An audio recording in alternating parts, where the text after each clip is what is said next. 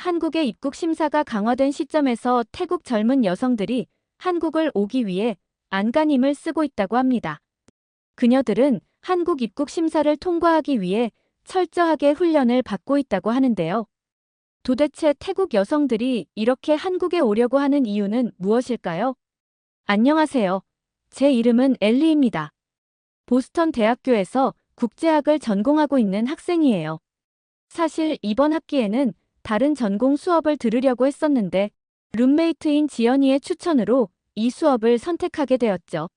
오늘은 특별히 설레는 마음으로 강의실에 들어섰어요. 지난 시간에 교수님께서 오늘은 아시아 여성들의 국제결혼 선호도에 대한 흥미로운 통계 자료를 공개하겠다고 예고하셨거든요. 아시아 문화에 관심이 많은 저로서는 무척 기대되는 주제였답니다. 자, 여러분. 오늘은 아시아 여성들의 결혼 선호도에 대해 이야기해 보려고 합니다. 교수님의 목소리가 강의실에 울려 퍼졌어요. 스크린에는 각종 그래프와 도표들이 나타났는데 그 중에서도 특히 눈에 띄는 건 한국인과의 결혼을 희망하는 비율이었어요. 보시다시피 아시아 각국의 여성들 중 한국인과의 결혼을 희망하는 비율이 압도적으로 높게 나타났습니다. 특히 동남아시아 국가들에서 이러한 현상이 두드러지게 나타나고 있죠. 교수님의 설명을 들으며 저는 깜짝 놀랄 수밖에 없었어요. 그래프상으로는 한국인과의 결혼을 희망하는 비율이 다른 국가들과 비교해서 거의 2배 가까이 높았거든요. 더 놀라운 건 그 다음이었어요. 교수님께서 보여주신 두 번째 통계는 한국인 여성과의 결혼을 선호하는 비율이었는데 이 수치 역시 믿기 힘들 정도로 높았답니다. 한국인 여성들의 경우 높은 교육 수준과 경제적 독립성, 그리고 현대적인 가치관을 가지고 있다는 점에서 매우 선호되고 있습니다. 교수님의 설명에 강의실 전체가 고개를 끄덕였어요. 특히 인상 깊었던 건 연령대별 선호도였어요. 20대부터 40대까지 전 연령층에서 고르게 높은 선호도를 보이고 있었는데 이는 다른 아시아 국가들과는 확연히 다른 양상이었죠. 교수님께서는 이러한 현상의 배경으로 한류의 영향과 한국의 경제적 성장, 그리고 한국인들의 높은 교육열과 문화적 개방성을 꼽으셨어요. 실제로 이러한 통계는 단순한 숫자 이상의 의미를 가집니다. 이는 현대 아시아에서 한국이 가지는 문화적, 사회적 영향력을 잘 보여주는 지표라고 할 수 있죠. 강의실 뒤쪽에서 손이 하나 올라갔어요. 교수님, 그렇다면 이런 높은 선호도의 원인이 순전히 문화적인 영향 때문인가요? 날카로운 질문이었어요. 교수님은 잠시 생각에 잠기시더니 대답하셨습니다. 좋은 질문입니다. 물론 한류와 같은 문화적 영향도 크지만 여기에는 더 복잡한 사회경제적 요인들이 얽혀 있어요. 한국의 높은 생활 수준, 안정된 사회 시스템, 그리고 양성평등적 가치관의 확산 등이 모두 영향을 미치고 있죠. 특히 주목할 만한 점은 한국인들의 외모적 특징도 큰 영향을 미치고 있다는 거예요. 교수님은 잠시 멈추시더니 스크린에 새로운 슬라이드를 보여주셨어요. 거기에는 아시아 각국의 이상형에 대한 설문조사 결과가 나와 있었죠. 보시다시피 한국인들의 큰 키와 균형 잡힌 이목구비는 많은 아시아인들이 선호하는 외모 특징입니다. K-팝 아이돌들의 영향으로 한국인들의 패션 감각과 스타일링 능력도 높이 평가받고 있죠. 교수님의 설명을 들으며 옆자리의 지연이를 슬쩍 바라보았어요. 그녀는 교수님의 말씀대로 세련된 스타일과 뛰어난 미모를 가지고 있었죠. 수업이 진행될수록 저는 이 통계들이 단순히 숫자의 나열이 아니라 현대 아시아의 사회적 변화를 보여주는 중요한 지표라는 것을 깨달을 수 있었어요. 특히 한국이 아시아에서 차지하는 독특한 위치와 영향력을 이해하는 데 큰 도움이 되었답니다. 그런데 갑자기 교수님의 표정이 심각해지셨어요. 스크린의 통계 자료가 바뀌면서 강의실의 분위기도 달라지기 시작했죠.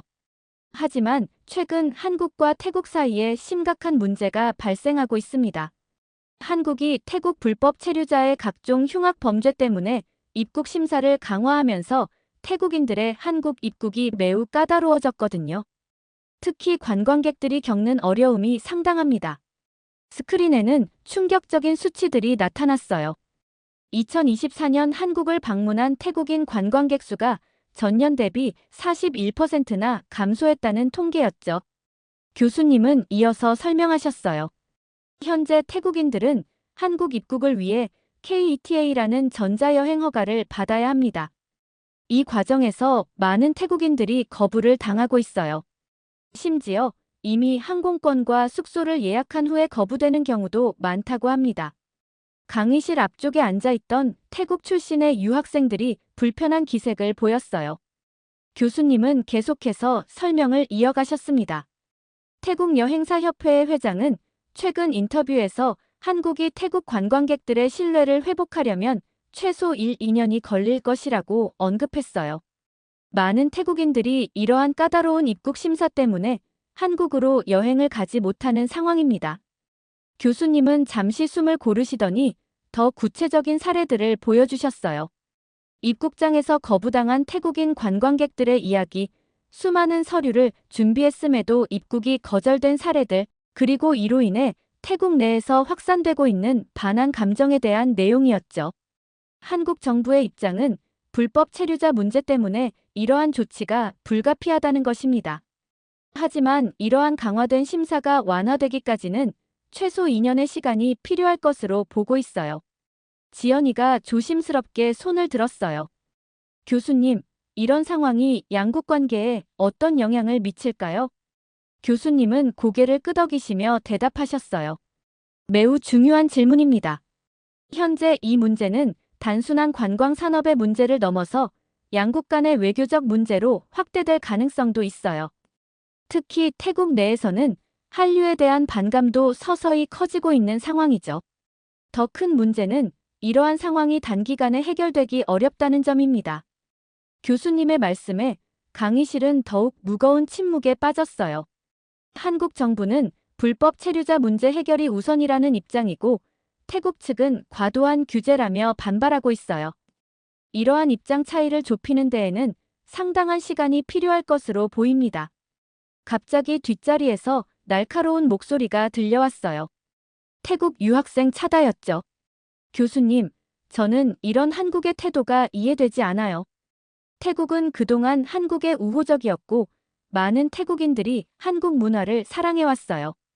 그런데 이렇게 입국을 막는 건 너무 부당하지 않나요? 차다의 목소리에는 분노와 실망감이 묻어 있었어요. 교수님은 잠시 생각에 잠기시더니 다시 말씀을 이어가셨습니다. 차다 씨의 감정은 충분히 이해합니다. 하지만 더 놀라운 현상이 있어요. 교수님은 새로운 자료를 보여주셨어요. 이렇게 까다로운 입국 심사에도 불구하고 태국 여성들의 한국 입국 시도는 오히려 증가하고 있다는 점입니다. 강의실이 술렁이기 시작했어요. 교수님은 계속해서 설명하셨습니다. 많은 태국 여성들이 다양한 경로를 통해 한국 입국을 시도하고 있어요.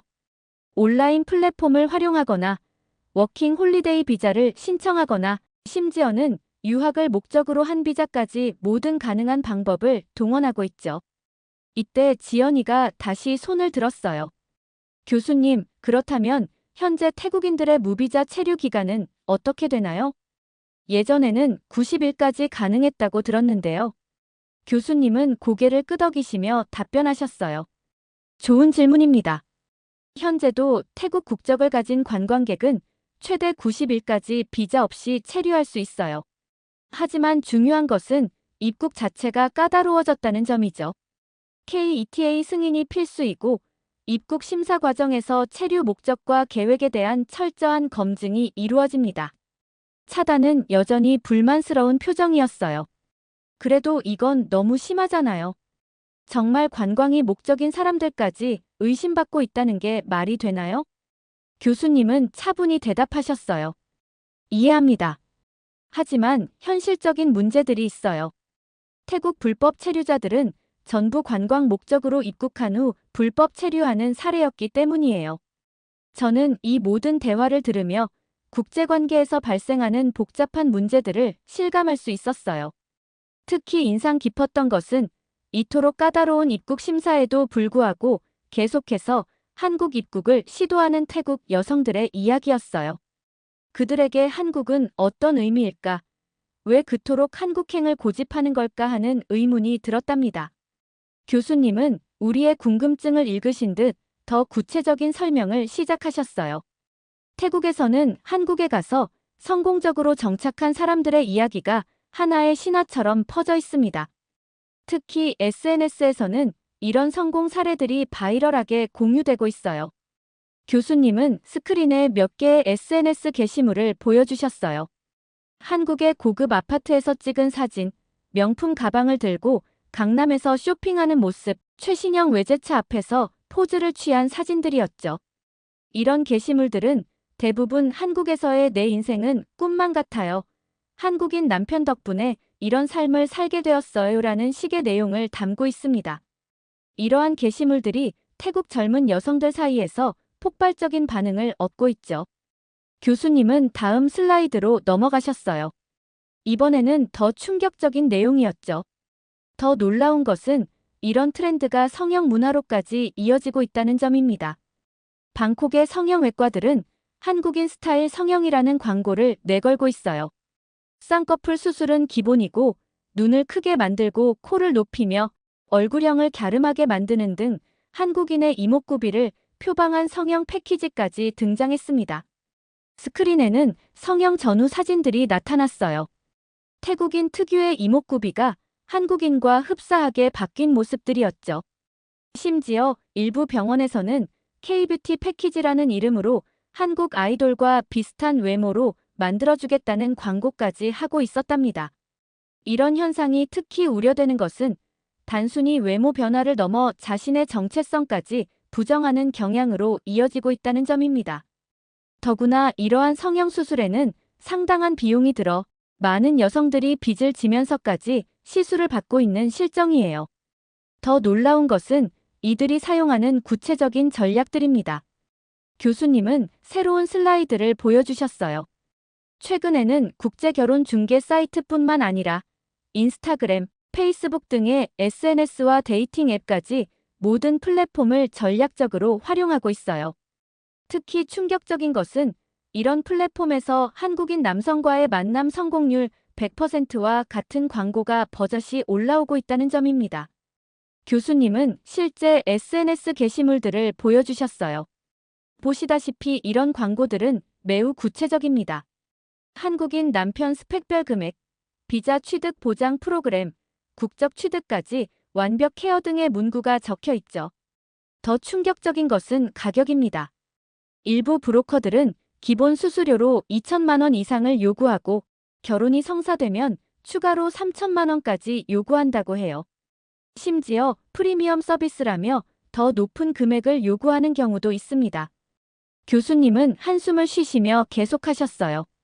이런 브로커들은 태국 현지에서 한국 결혼 컨설팅이라는 이름으로 사무실까지 차려놓고 있어요. 더 충격적인 것은 이런 조직에 한국에서 불법 체류 중인 태국인들이 적극적으로 가담하고 있다는 점입니다. 교수님은 실제 수사 사례 자료를 보여주셨어요. 이들은 한국 생활 경험을 내세워 태국 현지에서 한국 전문가를 자처하며 활동하고 있어요.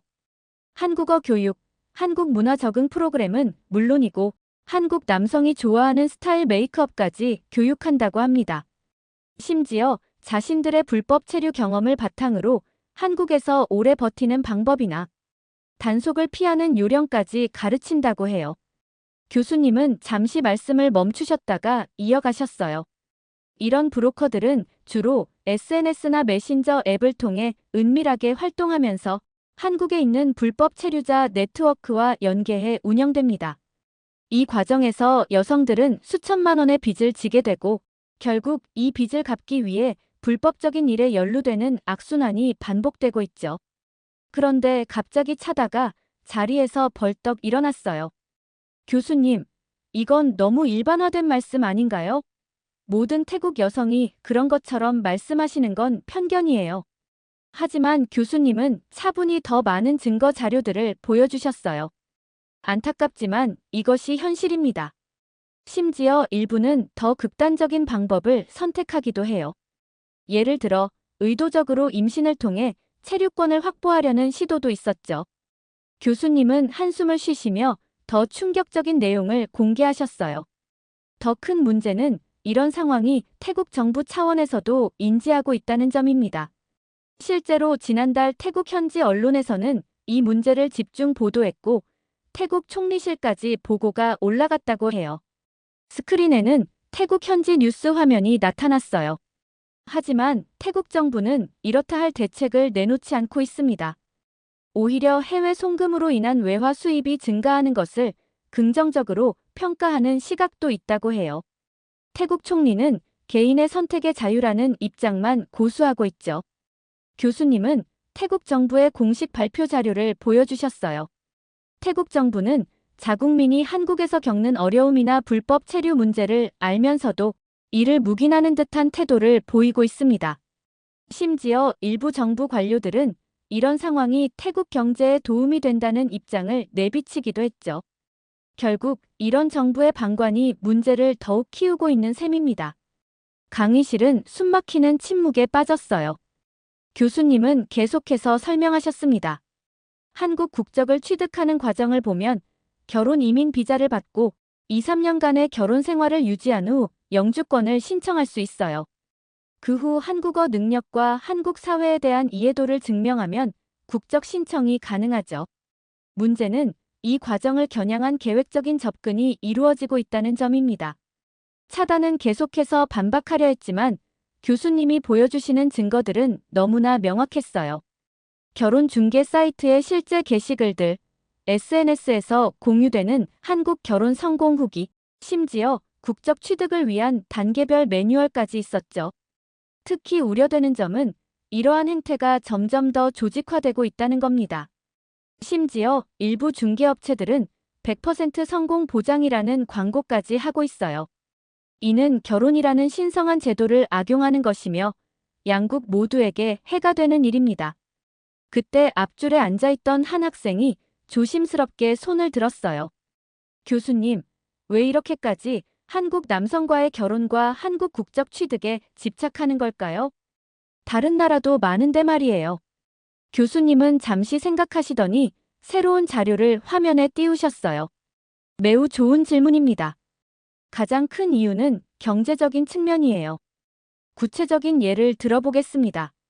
보시다시피 한국의 최저임금은 2024년 기준 시간당 9,860원으로 월급으로 환산하면 대략 206만 원 정도가 됩니다. 반면 태국의 방콕 기준 평균 임금은 한화로 약 85만 원 수준이에요. 더 놀라운 것은 태국의 지방 도시 평균 임금은 이보다 더 낮아서 50만 원 정도밖에 되지 않는다는 거죠. 교수님은 더 구체적인 사례를 보여주셨어요. 예를 들어 태국에서 대학을 졸업하고 일반 회사에 취직한 직장인의 월급이 한화로 약 120만 원 정도인데 한국에서는 단순히 편의점에서 아르바이트를 해도 이보다 더 많은 돈을 벌 수 있습니다. 음식점이나 카페에서 일하면 월 250만 원 이상도 가능하죠. 강의실은 이 엄청난 임금 격차에 술렁였어요. 여기에 더해 한국의 높은 생활 수준과 복지 제도까지 고려하면 많은 태국 여성들이 한국행을 선택하는 이유를 이해할 수 있을 겁니다. 실제로 한국에서 번 돈을 태국에 있는 가족에게 송금하면 태국에서는 상당한 금액이 되는 거죠. 교수님은 잠시 숨을 고르시더니 계속 말씀하셨어요. 하지만 더 심각한 문제가 있습니다. 일부 사례를 보면 결혼 후 남편의 재산을 노리거나 카드 빚을 만드는 등 계획적인 금전적 피해를 입히는 경우가 있어요. 심지어 유흥업소나 불법 도박장에서 일하면서 번 돈을 본국으로 송금하는 사례도 발견되고 있습니다. 스크린에는 실제 피해 사례들이 나타났어요. 결혼 2년 만에 남편의 전 재산을 빼돌린 사례, 거액의 카드 빚을 남기고 잠적한 경우 불법 취업으로 단속된 사례들까지 보기만 해도 마음이 무거워지는 내용이었죠. 이러한 행위들은 단순히 개인의 비윤리적 행동을 넘어서 조직적인 범죄의 형태로 발전하고 있다는 점이 더욱 우려됩니다. 일부 중개업체들은 이러한 계획까지 함께 조언해주는 것으로 알려져 있어요. 차다의 얼굴이 점점 굳어져 갔어요. 더 이상 반박할 말을 찾지 못하는 듯 했죠. 저는 이 모든 상황을 듣고 있으면서 복잡한 감정이 들었어요. 한편으로는 더 나은 삶을 위해 필사적으로 노력하는 그들의 마음도 이해가 되었지만 다른 한편으로는 이러한 방식이 과연 옳은 것인지 의문이 들었답니다. 교수님의 마지막 말씀이 특히 가슴에 와닿았어요. 문제는 이러한 현상이 단순히 개인의 선택이 아닌 사회적 문제로 확대되고 있다는 점입니다. 이는 양국의 관계에도 부정적인 영향을 미치고 있으며 결과적으로 진정성 있는 교류를 방해하는 요인이 되고 있어요. 교수님은 잠시 무거운 한숨을 내쉬시더니 더욱 심각한 표정으로 말씀을 이어가셨어요. 하지만 가장 안타까운 것은 이 과정에서 피해를 받는 무고한 아이들의 존재입니다. 교수님의 목소리가 한층 무거워졌어요. 스크린에는 새로운 통계 자료가 나타났죠. 한국 국적을 얻기 위해서는 보통 2, 3년의 결혼 생활 유지가 필요한데 최근 조사에 따르면 일부 태국 여성들이 이 기간 동안 의도적으로 임신과 출산을 하는 것으로 나타났습니다. 더 충격적인 것은 국적 취득 후 아이를 한국에 두고 본국으로 돌아가거나 다른 지역으로 잠적하는 사례가 늘고 있다는 점이에요. 교수님은 실제 사례들을 보여주셨어요. 이런 경우 대부분 아이들은 아버지 혼자 키우게 되거나 친척들에게 맡겨지게 됩니다. 어머니가 한국에서 새로운 가정을 꾸리고 이전 가정의 아이는 방치하는 경우도 있었고 심지어 태국으로 돌아가 새 가정을 이루는 사례도 있었죠. 이런 아이들은 어머니의 존재를 모른 채 자라나게 됩니다. 차단은 이제 고개를 푹 숙인 채 아무 말도 하지 못했어요. 교수님은 계속해서 설명하셨습니다. 구체적인 사례를 보여드리겠습니다. 교수님은 스크린에 한 사례를 띄우셨어요. 이것은 실제 8살 민수의 이야기입니다. 민수의 태국인 어머니는 한국 국적을 취득한 직후 갑자기 연락이 두절됐어요. 나중에 알고 보니 태국으로 돌아가 새로운 가정을 꾸리고 있었죠. 어머니는 한국에서의 모든 흔적을 지우기 위해 민수와 관련된 모든 사진들을 SNS에서 삭제했고 연락처도 변경했습니다. 교수님은 잠시 말씀을 멈추시고 다음 슬라이드로 넘기셨어요. 민수와 같은 아이들이 겪는 고통은 상상 이상입니다. 어린 나이에 엄마의 존재가 완전히 사라져버리는 경험을 하게 되죠. 실제로 민수는 매일 밤 악몽에 시달리고 있으며 심리 상담을 받고 있다고 합니다. 학교에서는 엄마 없는 아이라고 놀림을 받기도 하고 자신의 정체성에 대해 혼란을 겪고 있어요. 한국말만 할 줄 알지만 자신의 외모는 완전한 한국인도 아닌 것에 대해 심각한 스트레스를 받고 있답니다. 강의실은 완전한 침묵에 빠졌어요.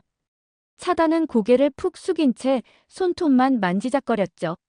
더 안타까운 것은 이런 사례가 민수만의 이야기가 아니라는 겁니다. 최근 5년간 비슷한 사례가 300건이 넘게 보고되었어요. 이런 아이들 대부분은 심각한 우울증을 겪고 있으며 일부는 자해 시도까지 하는 것으로 나타났습니다. 학교 적응에도 어려움을 겪어서 절반 이상이 학업을 중단하거나 심각한 학습 부진을 보이고 있죠. 더구나 이런 아이들은 성장 과정에서 심리적 트라우마를 겪게 되고 사회 적응에도 어려움을 겪는 경우가 많습니다. 부모의 이기적인 선택이 무고한 아이들의 인생 전체에 영향을 미치는 거죠. 저는 이 이야기를 들으며 가슴이 너무 아팠어요. 더 나은 삶을 위해 시작된 선택이 이렇게 비극적인 결과를 낳는다는 게 너무나 안타까웠죠. 문제는 이러한 현상이 계속해서 반복되고 있다는 점입니다. 교수님의 목소리에는 깊은 안타까움이 묻어났어요. 일부 태국 여성들의 비윤리적 행태로 인해 진심으로 한국인과 가정을 이루고 싶어하는 태국 여성들마저 의심의 눈초리를 받게 되는 거죠. 강의실의 분위기는 점점 더 무거워졌어요. 특히 차다를 비롯한 태국 학생들의 표정이 너무나 어두웠죠. 그들도 자국민의 이러한 행태에 대해 부끄러움을 느끼는 것 같았어요. 교수님은 마지막으로 말씀하셨어요. 하지만 우리가 기억해야 할 것은 이것이 특정 국가나 민족의 문제가 아닌 우리 모두가 함께 해결해야 할 인류의 문제라는 점입니다. 진정한 다문화 사회로 나아가기 위해서는 이런 아픈 현실도 직시하고 해결 방안을 모색해야 해요. 강의가 끝날 무렵 모든 학생들의 표정이 무거웠어요. 오늘 배운 내용은 단순한 수업 이상의 의미를 가지고 있었죠. 이것은 우리가 살아가는 현실의 모습이었고, 우리가 함께 고민하고 해결해야 할 과제였답니다. 이렇게 한국의 입국 심사가 강화된 상황인데도 한국인과 결혼을 하기 위해 태국 여성들이 한국을 오게 되는 사연 어떻게 들으셨나요? 태국에서 이러한 일들이 빈번하게 일어나고 있다는 사실에 소름이 끼쳤고, 버려진 아이들을 보니 가슴이 아파왔습니다. 여러분들의 의견은 어떠신가요? 다양한 의견을 댓글을 통해 공유해주세요. 긴 영상 시청해주셔서 감사드리고 영상 재미있으셨다면 구독과 좋아요 부탁드립니다. 태국의 삼성전자가 멕시코로 이전한다는 기사가 보도되고 태국 정부는 충격에 휩싸이게 됩니다. 이로 인해 분노를 참지 못한 태국인들이 삼성 스마트폰을 내리치기 시작합니다. 그리고 누군가가 태국에서 삼성 불매운동이 벌어지고 있다고 이야기를 하는데요. 하지만 이내 충격적인 상황이 알려지게 되고 모두가 충격을 받습니다. 도대체 태국에서는 무슨 일이 일어나는 걸까요? 안녕하세요. 저는 미국 학생 K씨입니다. 오늘 아시아 경제학 수업에서 정말 흥미로운 토론이 있었어요. 교수님은 오늘 태국의 최근 경제 상황을 분석하시면서 삼성전자의 태국 공장 철수 문제를 꺼내셨어요. 교수님의 설명은 평소와 달리 매우 구체적이고 날카로웠죠. 특히 이번에는 평소와 달리 레이저 포인터까지 들고 나오셔서 설명하시는 걸 보니 이번 주제에 대해 얼마나 심도 있게 다루실 생각이신지 알 수 있었어요. 교수님은 오늘의 주제로 삼성전자의 태국 공장 철수 문제를 꺼내셨어요. 최근 태국에서는 삼성 제품에 대한 불매운동이 일어나고 있습니다. 하지만 이 사태의 본질을 제대로 들여다볼 필요가 있어요. 교수님은 잠시 표정을 굳히시더니 계속 말씀하셨어요. 최근 태국인들의 한국 불법 체류와 마약 범죄 증가로 입국 심사가 강화되었습니다. 이에 반발한 일부 태국인들이 한국 관광객들을 대상으로 불미스러운 일들을 저질렀죠. 더 심각한 것은 태국 내 삼성전자 임직원들까지 위협을 받게 된 점입니다. 사실 삼성전자는 동남아시아 전역에서 단계적으로 철수할 계획이었어요. 하지만 태국만큼은 달랐습니다. 1990년대 초부터 이어온 특별한 관계 때문이죠. 삼성은 끝까지 태국 공장만큼은 유지하려 했어요. 하지만 결국 교수님은 깊은 한숨을 내쉬셨어요. 결국 직원들의 안전까지 위협받는 상황에서 삼성은 태국 공장 철수를 결정할 수밖에 없었습니다. 오늘은 이 결정의 경제적 측면을 자세히 살펴보려 합니다. 교수님은 레이저 포인터로 스크린을 가리키며 말씀을 이어가셨어요. 삼성전자 DA 사업부가 태국 생산 공장의 5분의 1 라인을 철수하기로 했습니다. 이 생산 라인은 멕시코 케레타로 공장으로 이전될 예정이에요. 교수님은 새로운 슬라이드를 보여주셨어요. 화면에는 상세한 제품 판매 통계가 나타났죠. 현재 삼성전자의 프리미엄 가전제품, 특히 전기가스 오븐과 데이코 브랜드의 빌트인 제품은 판매의 80% 이상이 북미와 유럽 시장에 집중되어 있습니다. 그래프를 가리키며 교수님은 계속 설명하셨어요. 연간 생산량의 55%가 북미 시장으로 27%가 유럽으로 수출되고 있어요. 전체 생산량의 82%가 서구 시장으로 향하고 있는 셈이죠. 다음 슬라이드에는 두 개의 운송 경로가 대비되어 있었어요. 이 지도를 보시면 차이가 확연합니다.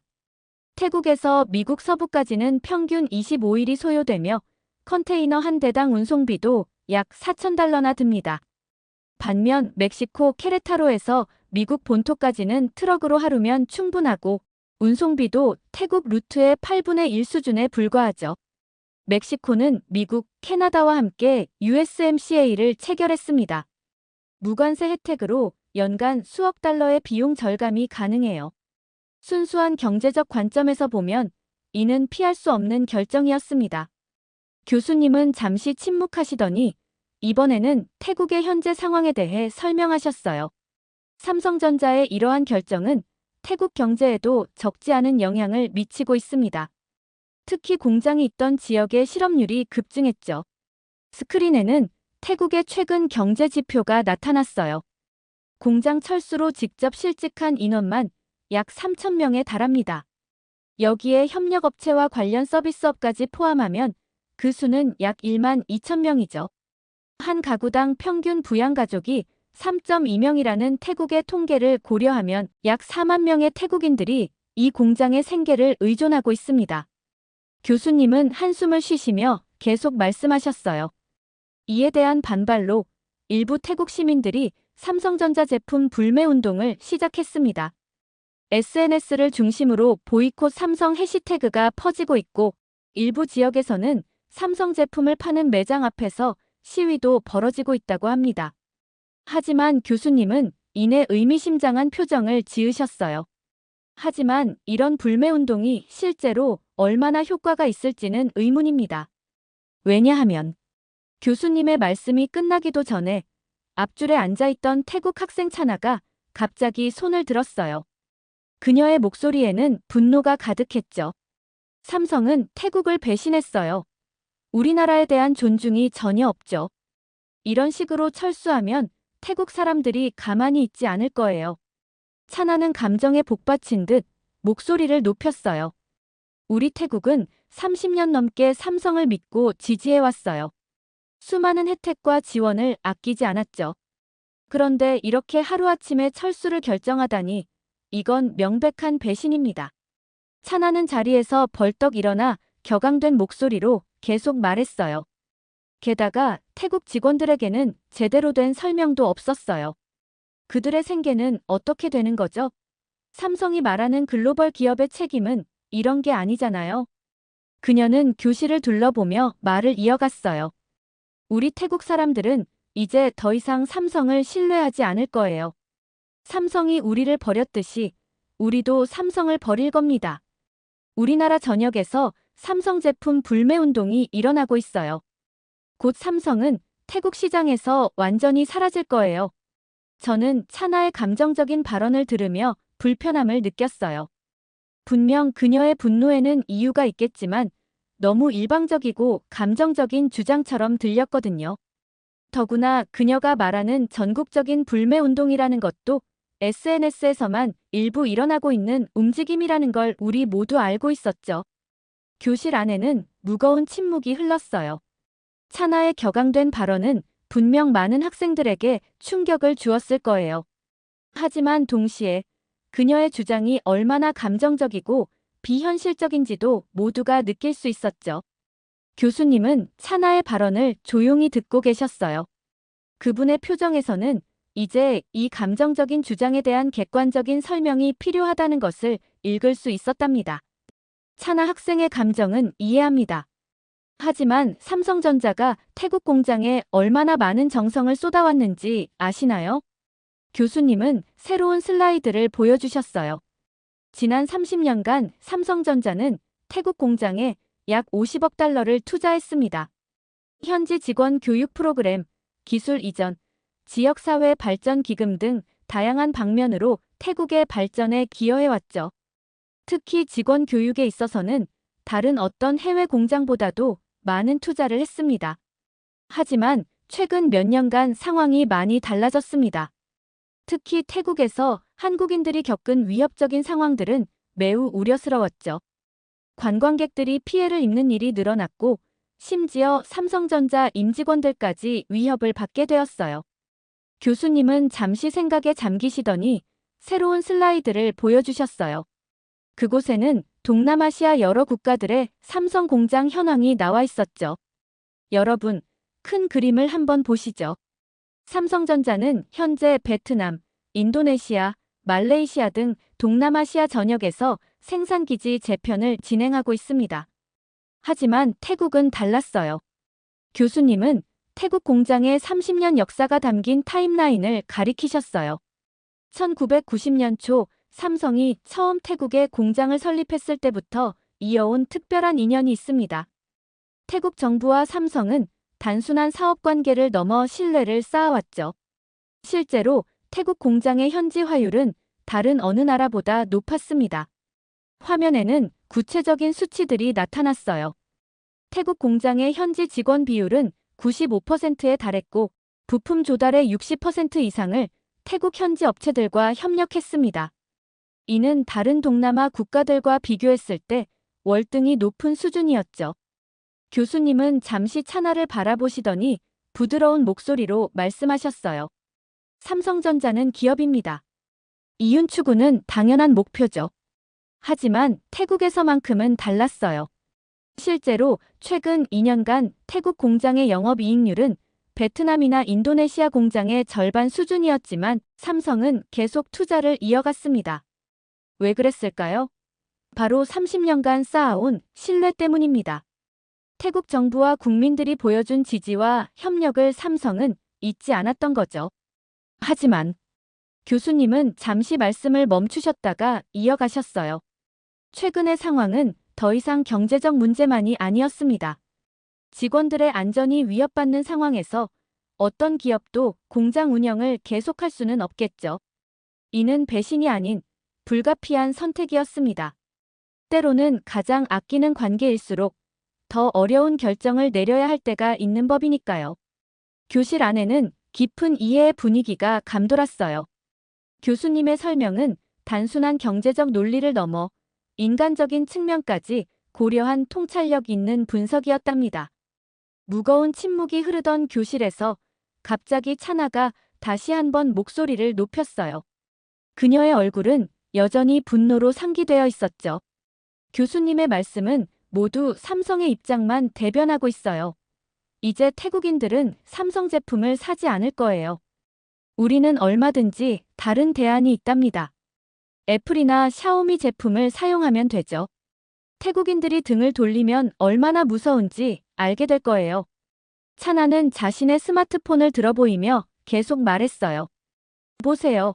저는 이미 갤럭시를 버리고 샤오미로 바꿨어요. 제 주변의 친구들도 모두 삼성 제품을 사용하지 않기로 했죠. SNS에서는 이미 수많은 태국인들이 삼성 제품을 버리는 인증을 하고 있어요. 그녀는 잠시 숨을 고르더니 더욱 격앙된 목소리로 말을 이어갔어요. 우리 태국은 이제 곧 자체 스마트폰도 개발할 거예요. 삼성이 우리를 무시했듯이 우리도 삼성을 무시할 수 있다는 걸 보여줄 겁니다. 태국의 기술력은 이미 충분히 발전했어요. 차나의 주장은 점점 더 감정적이고 비현실적으로 들렸어요. 게다가 우리는 중국, 일본과 새로운 협력을 시작할 거예요. 삼성이 떠난 자리는 금방 다른 기업들이 채울 수 있죠. 오히려 이번 일은 우리 태국이 더 강해질 수 있는 기회가 될 거예요. 교실의 다른 학생들은 차나의 말을 듣고 작은 한숨을 내쉬거나 고개를 절레절레 흔들었어요. 누군가는 작게 웃음을 참는 것 같기도 했죠. 특히 그녀가 태국의 자체 스마트폰 개발 얘기를 할 때는 몇몇 학생들이 눈을 동그랗게 뜨고 놀란 표정을 지었어요. 저는 차나의 감정적인 발언을 들으며 때로는 분노가 얼마나 사람의 판단을 흐리게 할 수 있는지 새삼 깨달았답니다. 교수님은 이제 차나의 주장에 대한 팩트 체크가 필요하다고 생각하시는 듯 했어요. 교수님이 말씀을 시작하시려는 찰나 교실 뒤쪽에서 조용히 손이 하나 올라갔어요. 한국 유학생인 지연이었죠. 그녀는 발언권을 얻고 이야기를 시작했습니다. 실제 데이터를 보면 차나 씨의 주장과는 다른 이야기가 보여요. 2024년 기준으로 태국의 스마트폰 시장에서 샤오미가 21%로 1위, 삼성이 19%로 2위를 차지하고 있어요. 하지만 주목할 점은 삼성의 점유율이 계속 증가하고 있다는 거죠. 지연이는 자신의 태블릿을 꺼내더니 최신 시장 조사 자료를 보여주었어요. 태국 소비자들의 구매 패턴을 살펴보면 매우 흥미로운 점이 있어요. 전체 스마트폰 구매의 약 75%가 중저가 모델에 집중되어 있어요. 이는 태국의 경제 상황과 소비자들의 구매력을 반영하는 거죠. 샤오미가 현재 시장 점유율 1위인 이유도 바로 여기에 있어요. 샤오미는 주로 저가형 모델을 중심으로 시장을 공략하고 있거든요. 하지만 최근 들어 품질 문제와 사후 서비스 문제로 소비자 불만이 늘어나고 있다고 해요. 지연이는 자신의 태블릿에서 태국의 스마트폰 시장 통계 자료를 보여주었어요. 그녀의 설명은 차분하면서도 설득력이 있었죠. 차나 씨가 말씀하신 애플의 경우를 자세히 살펴볼까요? 지연이는 태국의 평균 임금 통계를 화면에 띄웠어요. 방콕의 평균 월급이 약 2만 바트인데 최신 아이폰 15 프로의 가격이 무려 8만 바트에 달해요. 일반 직장인의 4개월 월급을 한 번에 써야 하는 거죠. 게다가 지방으로 갈수록 평균 임금은 더 낮아져서 대부분의 태국 소비자들에게 아이폰은 그림의 떡이나 다름없답니다.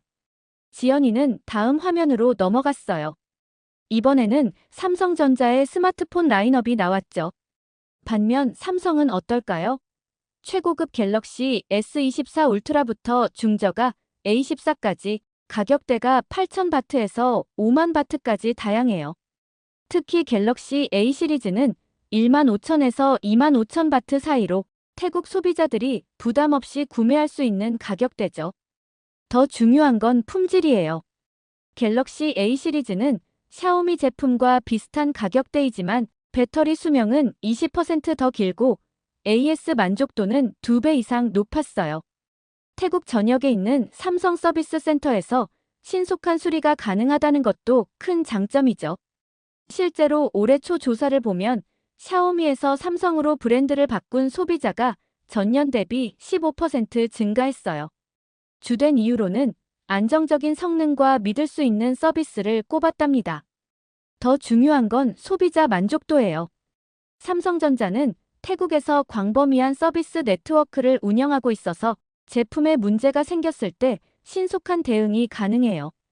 반면 샤오미나 다른 중국 브랜드들은 이런 부분에서 아직 부족한 면이 많죠. 실제로 태국 소비자들의 브랜드 충성도 조사를 보면 삼성 제품 사용자의 재구매 의향이 가장 높게 나타나고 있어요. 이런 추세라면 오히려 삼성의 시장 점유율은 더 높아질 수 있다고 전문가들은 전망하고 있답니다. 지연이의 차분하고 데이터에 기반한 설명의 교실의 분위기는 한결 객관적으로 바뀌었어요. 심지어 차나조차도 반박할 말을 찾지 못하는 듯 했죠. 이야기를 듣던 차나가 다시 자리에서 일어나 외쳤어요. 곧 태국도 자체 스마트폰을 개발할 거예요. 우리도 충분히 할 수 있다고요. 교수님은 깊은 한숨을 내쉬시더니 프로젝터 화면을 다시 한번 바꾸셨어요. 차나 학생, 현실을 직시할 필요가 있습니다. 태국의 현재 기술 수준을 함께 살펴볼까요? 교수님은 태국의 기술 의존도 통계 자료를 보여주셨어요. 지난 30년간 태국의 전자산업 발전은 한국 기업들의 기술 이전에 크게 의존해 왔습니다. 특히 삼성전자는 태국 내 엔지니어 양성 프로그램에만 연간 5천만 달러 이상을 투자해왔죠. 현재 태국의 전자제품 생산 기술의 약 60%가 한국 기업들로부터 이전받은 것이라는 사실 알고 계셨나요? 화면에는 더 구체적인 데이터가 나타났어요. 스마트폰 한 대를 만들기 위해서는 약 2,500개의 핵심 부품이 필요합니다. 하지만 현재 태국은 이 중 단 10%만을 자체 생산할 수 있는 수준이에요. 특히 가장 중요한 반도체와 디스플레이 기술은 전무한 상황이죠. 교수님은 잠시 멈추셨다가 말씀을 이어가셨어요. 더구나 스마트폰 제조에는 하드웨어뿐만 아니라 소프트웨어 기술도 필수적입니다. 운영체제, 보안 시스템, 사용자 인터페이스 등 수많은 소프트웨어 기술이 필요한데 이 분야에서 태국의 기술력은 아직 초기 단계에 머물러 있어요. 그리고 삼성 제품 불매운동의 실체를 좀 더 자세히 들여다볼 필요가 있습니다. 교수님은 새로운 슬라이드를 보여주셨어요. 최근 SNS에서는 보이콧 삼성 해시태그가 50만 건 이상 게시되었습니다. 언뜻 보면 태국 전역에서 대규모 불매운동이 일어나는 것처럼 보이죠. 하지만 데이터 분석 결과 이 게시물의 약 70%가 단 500여 개의 계정에서 반복적으로 올린 것으로 밝혀졌어요. 일부 계정들이 의도적으로 여론을 조성하려 했다는 것이 명백합니다. 교수님은 방콕 포스트 신문의 최근 기사를 인용하셨어요. 방콕 시내 한 전자제품 매장의 판매 담당자는 오히려 최근 들어 삼성 제품 문의가 더 늘었다고 증언했습니다. 소비자들이 삼성이 떠난다는 소식에 오히려 제품을 더 구매하려 한다는 거죠. 실제 태국 소비자들의 인터뷰 영상도 보여주셨어요. 방콕에 사는 타나폰 씨는 삼성은 우리 가족이 20년 넘게 신뢰해온 브랜드예요. 정치적인 문제와 제품의 품질은 별개라고 생각합니다라고 말했죠. 치앙마이의 주부 수파펀 씨도 비슷한 의견을 보였어요. 지난주에도 삼성 냉장고를 새로 샀어요. SNS의 선동적인 글들이 실제 소비자의 의견을 대변하지는 못합니다. 우리는 제품의 품질과 서비스를 보고 구매를 결정하니까요. 실제로 지난달 삼성전자의 태국 내 가전제품 판매량은 전년 대비 3.2% 증가했습니다. 특히 중고가 제품군에서 오히려 성장세를 보이고 있죠. 이는 SNS상의 반응과 실제 소비자들의 구매 행태가 얼마나 다른지를 잘 보여주는 예시입니다. 때로는 SNS의 시끄러운 목소리보다 조용한 다수의 선택이 현실을 더 정확하게 반영하기도 합니다. 가장 놀라운 소식이 있습니다. 교수님은 방콕의 시위 현장 사진을 보여주셨어요. 최근 방콕에서는 태국 총리 패통탄 친나왓의 해임을 요구하는 대규모 시위가 벌어지고 있습니다. 화면에는 수천 명의 시위대가 모인 모습이 보였어요. 이 시위의 주축은 삼성 공장 철수로 일자리를 잃은 노동자들과 한국인 관광객 감소로 타격을 입은 지역 상인들입니다. 그들은 총리가 한국과의 갈등 상황을 즉각적으로 해결하지 못했다고 비판하고 있어요. 교수님은 시위대의 인터뷰 영상을 보여주셨어요. 15년간 삼성전자에서 일했다는 프라위 씨는 총리는 실질적인 해결책을 제시하지 못했습니다. 그저 TV 앞에서 상황을 지켜보고 있다는 말만 반복했죠. 우리의 일자리는 그의 무능함 때문에 사라졌습니다라고 분노를 표출했어요. 방콕 카오산 로드의 식당 주인 수한 씨도 발언했죠. 한국인 관광객들이 떠나면서 매출이 60% 이상 감소했어요. 총리는 외교관계 회복은커녕 오히려 상황을 악화시켰습니다. 우리는 더 이상 그의 무능한 외교를 참을 수 없어요. 시위대는 총리가 보여주기식 외교만 하면서 실질적인 해결책을 제시하지 못했다고 비판하고 있습니다. 특히 한국 정부가 대화를 제안했을 때도 적극적으로 응하지 않았다는 점이 큰 불만으로 작용하고 있죠. 교수님은 시위 현장의 마지막 사진을 보여주셨어요. 이제 태국 국민들은 더 이상 감정적인 대응이 아닌 실질적인 해결책을 원하고 있습니다. 그들은 한국과의 관계 회복이 태국의 경제 발전을 위해 필수적이라는 것을 깨닫기 시작했죠. 교수님의 설명이 이어질수록 차나의 얼굴은 점점 붉어졌어요. 특히 태국의 기술 의존도에 대한 구체적인 수치를 들었을 때는 그녀도 더 이상 반박할 말을 찾지 못하는 듯했죠. 현실을 있는 그대로 받아들이고 그것을 바탕으로 미래를 계획하는 것이 중요합니다. 감정적인 대응은 결코 해결책이 될 수 없어요. 교실 안에는 무거운 침묵이 흘렀지만 이번에는 모두가 현실을 직시하게 된 듯한 분위기였답니다. 교수님의 말씀이 끝나자 교실은 깊은 침묵에 빠졌어요. 차나는 자리에서 부들부들 떨며 주먹을 꽉 쥐고 있었죠. 그녀의 눈에는 분노의 눈물이 고여있는 것 같았어요. 하지만 더 이상 반박할 말은 찾지 못하는 듯 했답니다. 저는 이 모든 상황을 지켜보면서 많은 것을 배웠어요. 국제관계와 경제는 결코 감정적으로 접근해서는 안 되는 문제라는 걸요. 처음에는 저도 차나의 입장이 이해되었어요. 자국의 일자리가 사라지는 것을 보면 누구나 분노할 수 있으니까요. 하지만 오늘 수업을 통해 깨달았어요. 글로벌 경제에서는 모든 것이 서로 연결되어 있다는 것을요.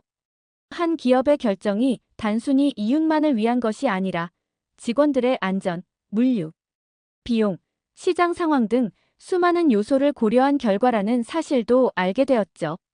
무엇보다 가장 큰 깨달음은 진실은 항상 표면적으로 보이는 것보다 더 복잡하다는 거예요.